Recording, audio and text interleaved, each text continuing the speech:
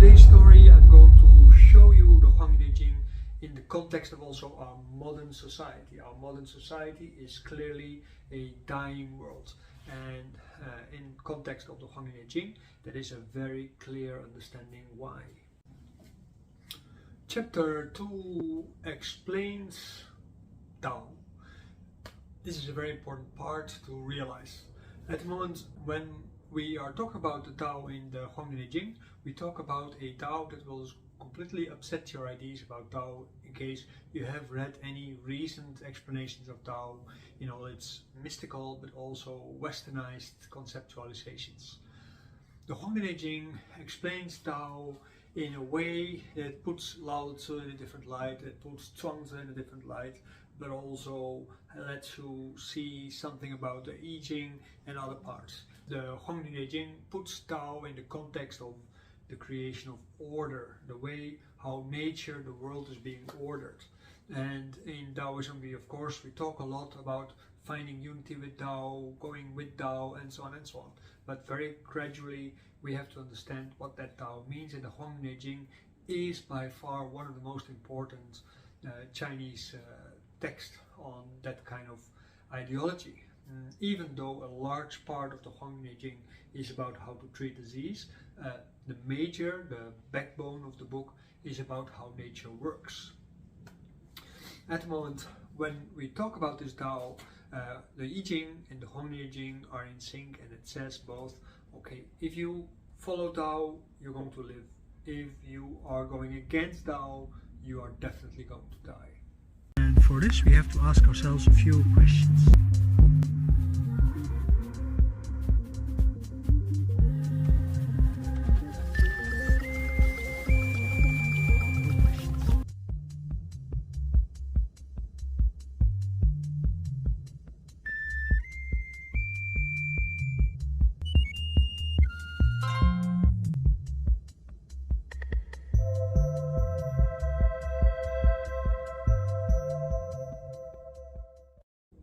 The issue with Tao is that many writers like Lao Tzu, Zhuangzi and so on, they basically talk about Tao as being difficult to comprehend and therefore difficult to explain.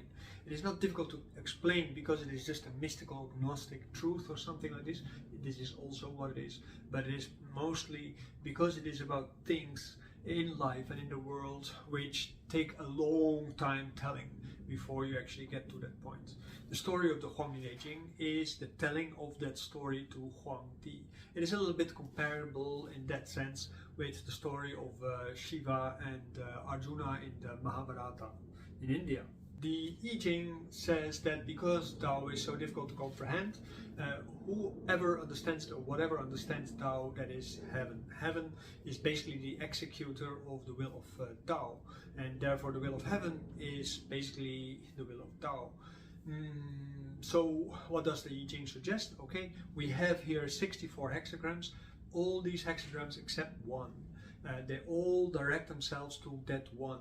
Right? So there's this one hexagram of heaven which explains the directness of heaven itself, and then all the other ones, there are ways to find your way back to heaven, and they all go through the character of earth, the diagram of earth. So we first have to become like earth to be able to become receptive towards whatever heaven says, and then we have to emulate heaven after that.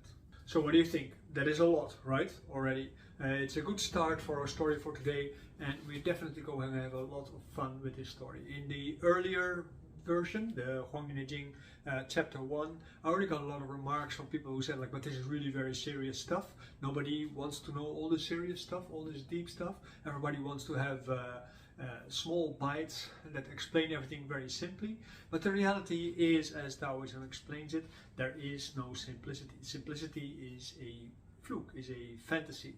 So we have to tell things in the way how it is. And yes, Lao Tzu suggests that people who talk about things they don't really understand, but people who are silent about it don't help people to understand also.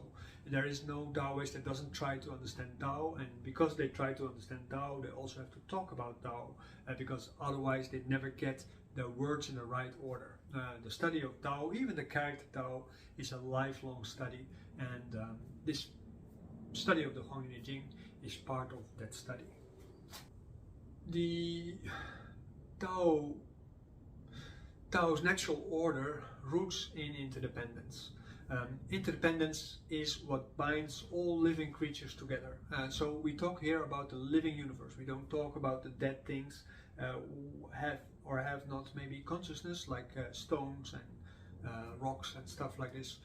No, we talk about living nature. All living nature does exist in codependency and interdependency with all other things. And this interdependency creates a sort of a mesh, and we need that interdependency to be able to be alive. The Huangdineijing is about that interdependency. And it says basically, okay, if we follow the laws of nature and we follow the laws of the Tao and the heaven and so on, and we root ourselves and we open up ourselves to this interdependency and we surrender ourselves to it, and at that moment we choose for life. At the moment when we seclude ourselves and we separate ourselves in different kind of things, like closing your doors and your windows so that you are separate from nature, or by dressing very hot at the moment when it is outside cold, all these kind of things that we usually see as common sense, all these kind of things, they are part of why we eventually invite to ourselves the end of our life. So what we need to do is we have to understand nature, we have to understand its interdependencies, and we have to understand how to adapt ourselves so that we can benefit from it and also have a long and happy life. That is the thing that is being spoken about in the beginning of the Huangdineijing, and it has always been a part of Chinese culture, namely that living forever as an immortal is an essential part of being alive. The point is we have to choose for the one or for the other. That's different than in Christianity. You have to choose in Christianity for God or against God. Here is not that you choose for God or against God, but you choose for life or you choose for death. If you choose for death, you just have to continue with, being ignorant about the way how nature works and keep on eating and drinking and feasting and so on the way that you have always been doing. And if you choose for life, well, then you just have to change. And that is something that is not only expressed in our personal life, but is also expressed in our life with other people and also with nature as a whole. And that is also expressed in the life that we have together in this, unwinding reality. According to the Huangdineijing, the natural order of things is regulated by the seasons. So it is not regulated by the mesh, but the mesh exists because of the seasons. The seasons were there before, to a large degree anyway, before the natural beings were there. So the climate, the seasons, they are underpinning the reality of all living creatures. If there would be no seasons, then the world would be a completely different world, and we would not have the same kind of existence. In Daoism, this is being represented by the four heavenly kings. The four heavenly kings are gods, basically, who represent the administration that is supporting the three pure ones. The three pure ones are the creator gods of the world, and the four kings are basically, the lower administration, you can say. No, not the lower, it's a higher administration, but it is lower than the three pure ones. And in some sects we call them six, but in general they're being seen as four. If you go to Bayangguan in Beijing, you see there in the back temple, you see the three pure ones on the top floor, and then you see the four kings below there, and these four kings are the Jade Emperor. The Jade Emperor, of course, very important because he bosses all the gods in heaven. That means that whatever a god does, it does that because he has an assignment from the Jade Emperor, and if he does wrong, it gets punished by the Jade Emperor. Then there is the god of the pole star, and this god of the pole star, he is regulating the moon, and he regulates the sun and the stars, but he also regulates the seasons. And this is of course a very important function. So for us in this story, this god of the pole star is a very important god. And then there's the god of the curved array. This is the third one, and he oversees the separation between heaven, earth, and nature as a whole. So we see that connection. In many rituals we perform sacrifice to the god of heaven, the god of earth, and the god of water, and the god of water is the God of our living interdependent existence. And these three, they report to him, the God of the whatever array, and they also connect the three realms with each other, so that we can actually perform this Daoist magic, and we can also perform medicine as a result of that. Then the fourth god is the Empress of the Earth, and the Empress of the Earth, she regulates the fertility of the lands, but also of all the living creatures.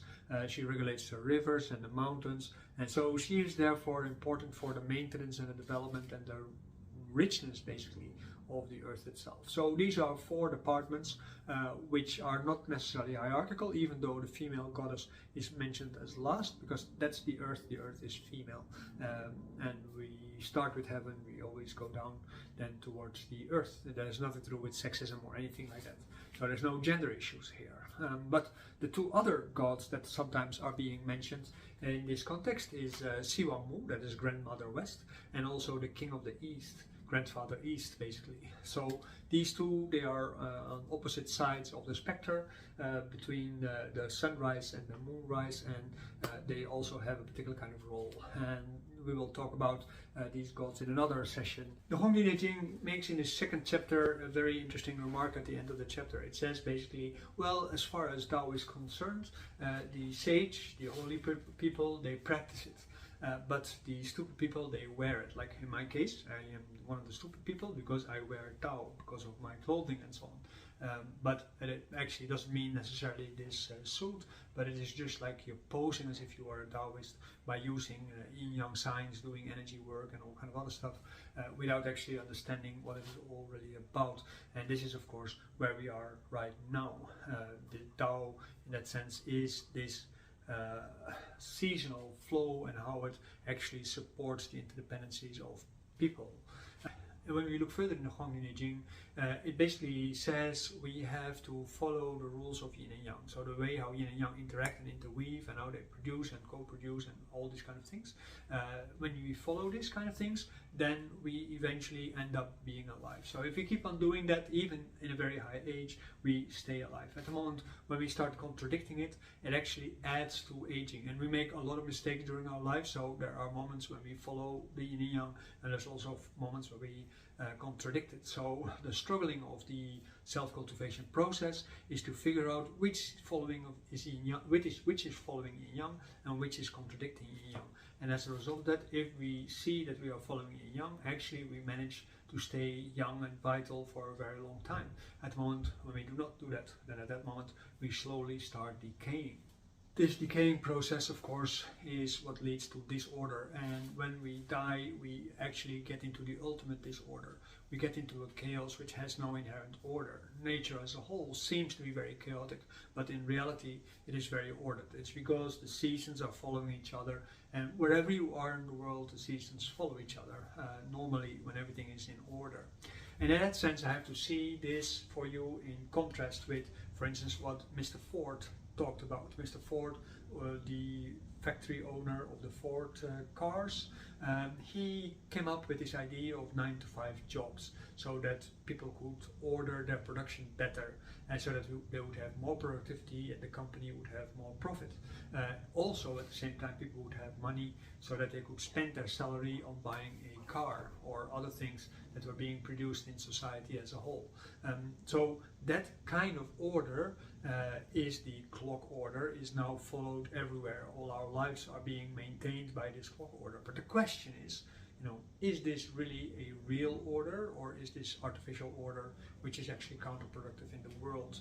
And if we look at the world around us and all the climatic problems that we see everywhere, the storms, the sinking of lands into the sea, the pollution, the exploitation of people, the wars, civil wars, all the strife and competition, all the consummation, the animals that have to suffer for our pleasure, the plants that are being exploited in a way that they exhaust the soil, the deforestation, it's a very large list of problems that we have. The emptying of the sea of fish and filling it up with plastics is a very nice example of that. So that beautiful order that we created our society is the antithesis of the natural order, and as a result of that we are reaping the benefits of that. We are reaping the benefits in a negative sense of that, and as a result of that, if we continue on this way, we will keep on, degenerating. If you think that this is everything about this story, then please think twice. I think I've got 2 more videos like this coming up. One video is going to be the different seasons and how you should behave and what will happen if you don't. And there is some more explanation to do to complete this story, and that is going to be part 2, which is going to come next week. I hope you're going to sign up for us and help us sponsor these kind of videos so that we can make many more, because it is important to understand these things when you study Chinese medicine, and you want to also understand the relationship with Chinese culture as a whole. I look forward to see you as my friend in the channel, and I also look forward to see you in our weekly classes, or maybe even come study Chinese medicine with us.